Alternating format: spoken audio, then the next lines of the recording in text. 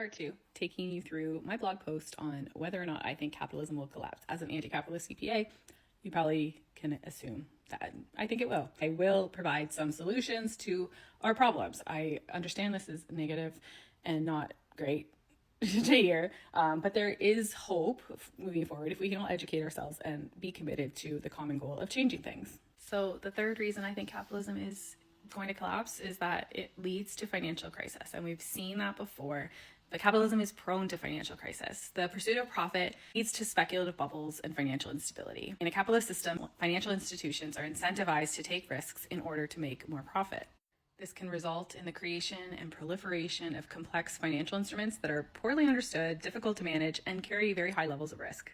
And when these financial instruments fail, it leads to widespread economic collapse. So in the lead up to the 2008 financial crisis, there was a proliferation of complex financial instruments such as mortgage-backed securities and collateralized debt obligations.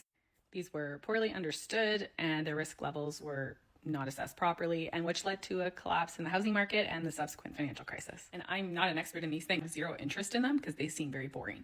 But I pick up financial concepts very easily and I can learn things. And, when I dive into something like this, it immediately gives me a headache. And that's a problem because that tells me that non-accountants have no hope in understanding it and just trust these experts. And often I feel, my opinion, that they're just kind of making it up as they go along too. And speaking a big game, they know what they're talking about. So we're seeing banks in the United States fail.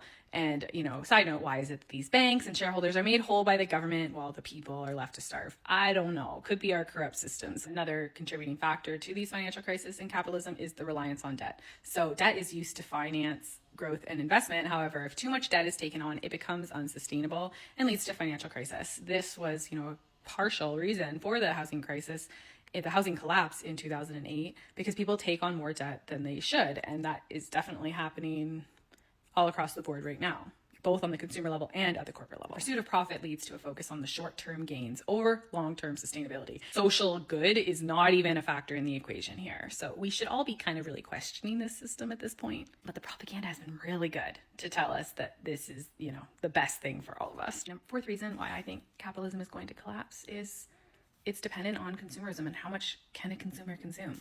I think we're almost at that point. There's so much shit being produced and people don't need that much, especially when they can't afford food. They're certainly not going to be buying a bunch of designer bags, at least not in the quantities that these companies need to sell in order to maintain their business profits. Consumerism relies on the consumption of resources such as fossil fuels, minerals, and water, and these resources are finite. Once they're gone, and they can be depleted over time, which leads to environmental damage and resource scarcity. Consumerism contributes to the economic instability by encouraging people to take on debt to finance their consumption, and we've already gone over why this is not a good thing. Now, I know this is all very depressing. What comes next once the system collapses? As I predict that it will eventually. I'll save that for part 3. Stay tuned.